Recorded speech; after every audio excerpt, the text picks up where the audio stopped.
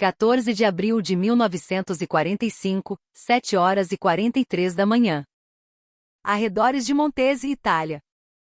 O tenente Oliveira, do 1º Esquadrão de Reconhecimento da Divisão de Infantaria Expedicionária Brasileira, observa através de seus binóculos a partir da escotilha aberta de seu blindado M8 Greyhound. O ar gelado dos Apeninos corta seu rosto, mas é o que ele vê que faz seu sangue congelar nas veias. 5 tanques Tiger I. Os blindados alemães estão avançando em direção à sua posição, emergindo da névoa a leste. Mesmo a 1000 metros de distância, Oliveira consegue distinguir a silhueta inconfundível que aterroriza os aliados desde a África.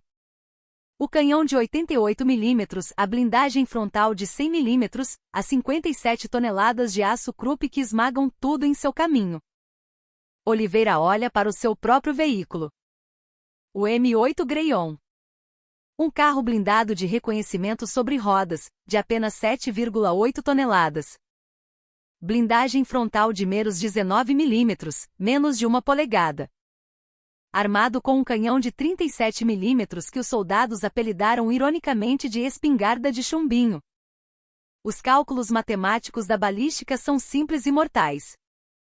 O canhão de 88 mm do Tiger pode penetrar a blindagem fina do M8 Greyhound a mais de 2.000 metros. Se o artilheiro alemão espirrar, o deslocamento de ar sozinho poderia virar o blindado brasileiro. Por outro lado, o canhão de 37 mm do M8 não pode penetrar a blindagem frontal do Tiger a nenhuma distância. Literalmente nenhuma. Mesmo a queima-roupa, o projétil de 37 mm ricochetearia contra o aço endurecido do Tiger como uma pedra atirada contra uma parede de concreto. Oliveira tem 4 blindados M8 Greyhound sob seu comando. Cerca de 16 homens contra 5 Tigers com 25 tripulantes experientes da Wehrmacht e toneladas de blindagem combinada. A lógica militar convencional é clara: engatar a ré, recuar, pedir apoio de artilharia pesada ou esperar pelos tanques médios Sherman americanos que estão a quilômetros na retaguarda. Mas o tenente brasileiro sabe algo que os alemães não sabem, e esse conhecimento mudará os próximos 23 minutos de sua vida e a história do seu pelotão. Se você quer saber como 4 carrinhos de brinquedo enfrentaram 5 monstros de aço e sobreviveram, preste atenção. Esta história merece ser contada nos livros de história do Brasil. A história do M8 Greyhound na Segunda Guerra Mundial é a história de um veículo que foi forçado a fazer o que não devia. Projetado para ser os olhos e ouvidos do exército, sua função era observar, relatar pelo rádio e fugir. Não combater. No entanto, nos caminhos estreitos e lamacentos da Itália, a FEB muitas vezes tinha apenas o M8 como ponta de lança. Os alemães, com sua arrogância técnica, desenvolveram um desprezo aberto por esses veículos leves. As tripulações dos Panzers chamavam os blindados leves aliados de latas de sardinha. Os relatórios de inteligência alemã descreviam o M8 como uma ameaça insignificante contra blindados pesados. O que os alemães não entendiam era que o M8 e seus tripulantes brasileiros tinham 2 vantagens que nenhum tanque pesado alemão podia igualar. Primeira vantagem: velocidade e mobilidade.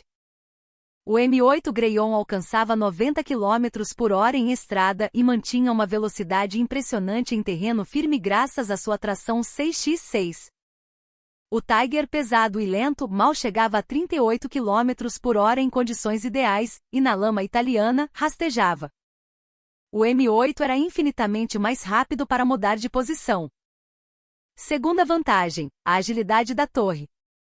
O M8, apesar de ter um sistema manual, possuía uma torre leve e rápida de girar graças à força braçal e adrenalina dos artilheiros. O Tiger usava um sistema de rotação hidráulica para sua torre massiva. Era potente e preciso, sim. Podia girar a torre de 11 toneladas com precisão milimétrica, mas era lento.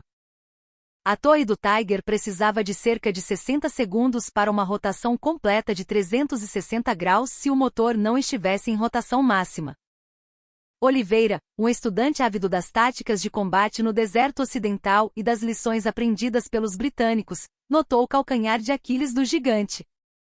O ponto fraco do Tiger não era a blindagem lateral, ainda impenetrável para o 37 mm, nem a traseira. O ponto fraco era a incapacidade de reagir a alvos em alta velocidade angular. Oliveira calculou friamente: se um M8 pudesse se mover rápido o suficiente, poderia se manter fora do arco de fogo do canhão de 88 mm. O Tiger precisaria girar sua torre para mirar. E durante esses segundos agonizantes de giro, o M8 já estaria em outro lugar. Era como uma briga entre um urso pardo e 4 vespas furiosas. O urso era mais forte, maior e letal, mas não podia esmagar o que não conseguia alcançar. Faltando 4 minutos para as 8 da manhã, o tenente Oliveira tomou sua decisão. O lema da FEB era "A cobra vai fumar" e naquele dia, ela fumaria mais do que nunca. Ele não ia recuar. Não ia esperar os Shermans. Ele ia atacar. Os operadores de rádio nos outros 3 M8 ouviram a ordem com um misto de descrença e pavor. Atenção, esquadrão. Formação em cunha. Avançar contra os Tigers. Velocidade máxima. O sargento Ceará, comandante do 2º M8, respondeu com a voz trêmula mas firme: "Tenente, confirmando." Disse avançar contra os Tigers? Afirmativo, Ceará. Pé embaixo. Não disparem até eu dar a ordem. E quando dispararem, mirem nas lagartas ou na grade do motor. Esqueçam a blindagem. Entendido? Ceará não disse mais nada, mas Oliveira podia imaginar o sinal da cruz sendo feito dentro daquele cubículo de aço. Às 7h46, 4 blindados M8 Greyhound, com seus motores Hércules rugindo, começaram a acelerar em direção aos 5 Tigers alemães. A distância inicial era de 1000 metros. Os alemães não podiam acreditar no que viam. Em diários capturados posteriormente, um comandante de panzer alemão escreveria: "Pensamos que era um erro de navegação ou uma missão suicida."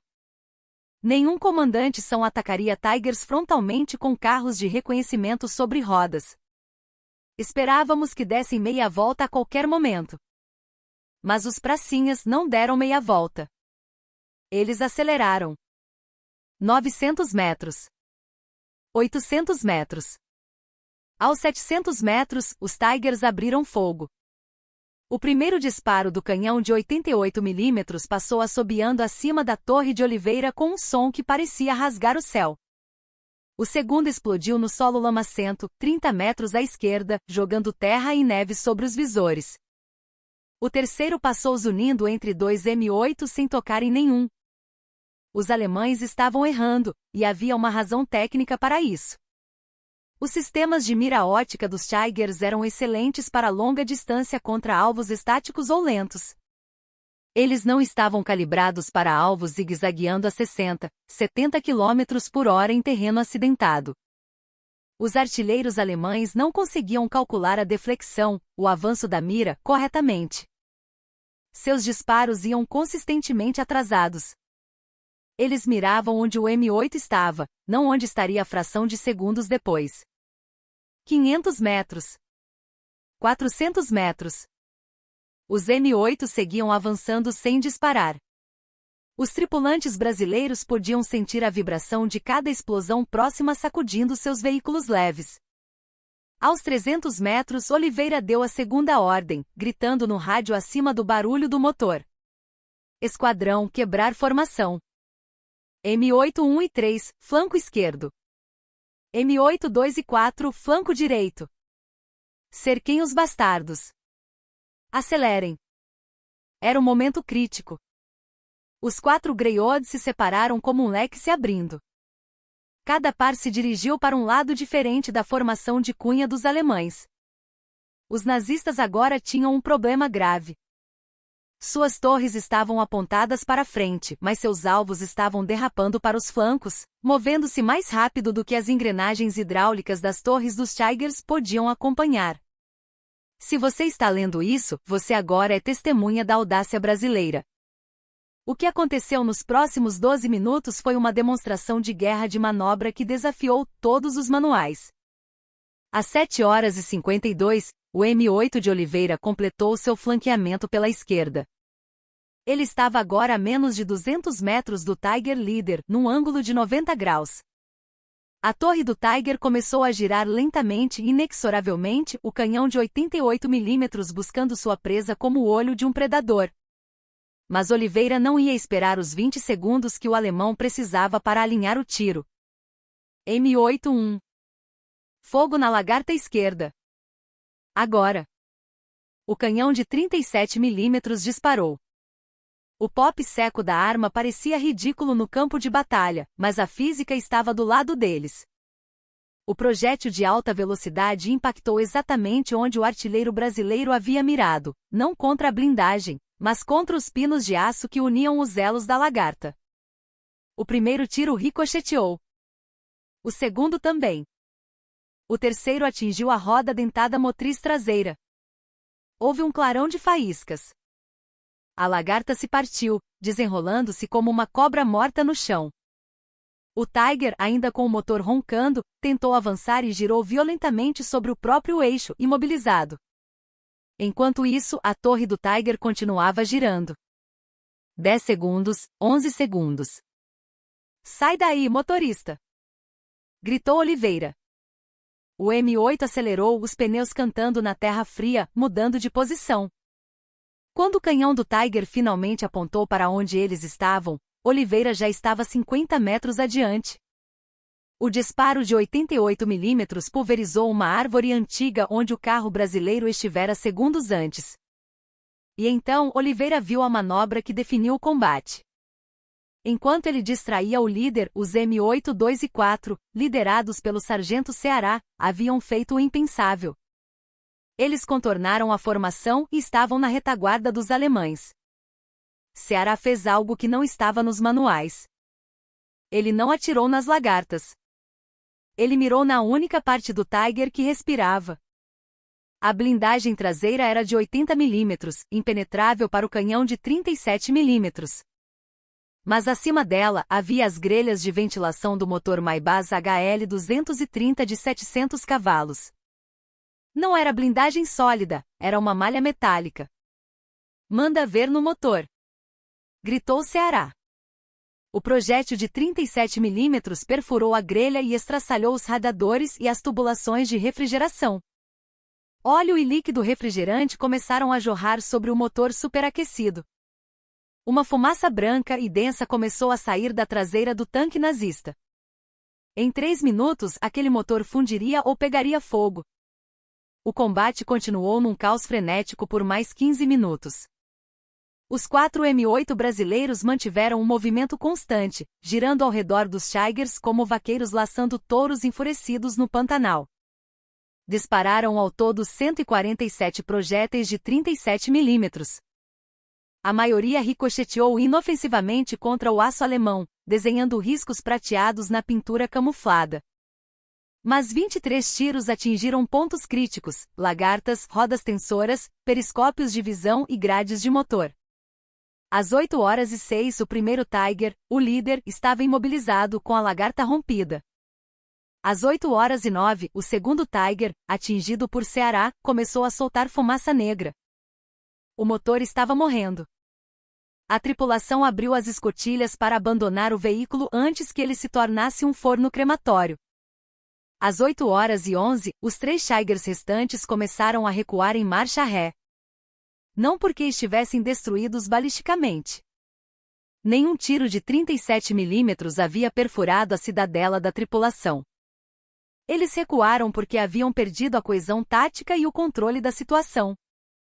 Um Tiger imobilizado é apenas um bunker de luxo, valioso, mas inútil na ofensiva. Um Tiger sem motor é um alvo sentado para os caça-bombardeiros P-47 Thunderbolt do primeiro grupo de aviação de caça, Senta-Pua, que logo apareceriam. O comandante alemão, um pragmático veterano da Frente Oriental, tomou a decisão lógica.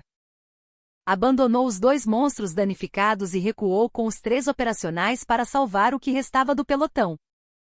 Às 8h19, o silêncio voltou a cair sobre o vale perto de Montese. O placar final era inacreditável. 4 carros blindados de reconhecimento M8 Greyhound haviam enfrentado 5 Tigers. Resultado: 2 Tigers neutralizados, 3 em fuga. 0 M8 destruídos. Não foi uma vitória de poder de fogo. Os brasileiros não explodiram os Tigers como nos filmes. Eles conseguiram algo que os manuais diziam ser impossível: forçaram uma força tecnologicamente superior a recuar usando a audácia, a velocidade e a inteligência. O tenente Oliveira e seus homens desceram de seus veículos, as pernas tremendo pela descarga de adrenalina. Eles olharam para os gigantes de aço fumegantes e depois para seus carrinhos de pneus de borracha. O verdadeiro legado desse combate não foi apenas uma medalha ou uma citação em relatório. Foi a prova definitiva do espírito do soldado brasileiro na Itália. Os analistas militares americanos, ao lerem os relatórios do incidente, notaram algo que mudaria a doutrina de uso da cavalaria mecanizada. O M8 não venceu por ser forte, venceu por ser rápido e por seus comandantes se recusarem a lutar o tipo de luta que o inimigo queria. A tática de bater e correr, de flanquear e hostilizar, tornou-se a marca registrada do Esquadrão de Reconhecimento da FEB. Até o final da campanha, esses veículos leves ajudaram a capturar cidades inteiras, não penetrando blindagens, mas destruindo a vontade de lutar do inimigo, cortando suas rotas e imobilizando seus monstros. Os alemães nunca deixaram de chamar o M8 de brinquedo. Mas depois daquele dia em abril de 1945, começaram a temê-lo. Não pelo que ele podia destruir com seu canhão, mas porque sabiam que não conseguiam acertá-lo. O tenente Oliveira sobreviveu à guerra. Voltou para o Brasil, onde viveu uma vida modesta, longe dos holofotes, falecendo décadas depois cercado pelos netos. Seu obituário no jornal local mencionava que ele foi um funcionário público exemplar. Não mencionava que numa manhã fria na Itália, ele liderou 4 carros leves contra 5 dos tanques mais mortais da história e os fez correr. Às vezes a vitória não se mede em inimigos mortos, mas em sobreviver quando ninguém achava possível. Às vezes o menor vence porque tem a coragem de não seguir as regras do maior. E você? O que acha dessa tática de Davi contra Golias protagonizada pelos nossos pracinhas? Conhecia as vulnerabilidades do sistema de torre do Tiger? Deixe seu comentário e compartilhe essa história. A memória da FEB precisa ser preservada. A cobra fumou e a história foi escrita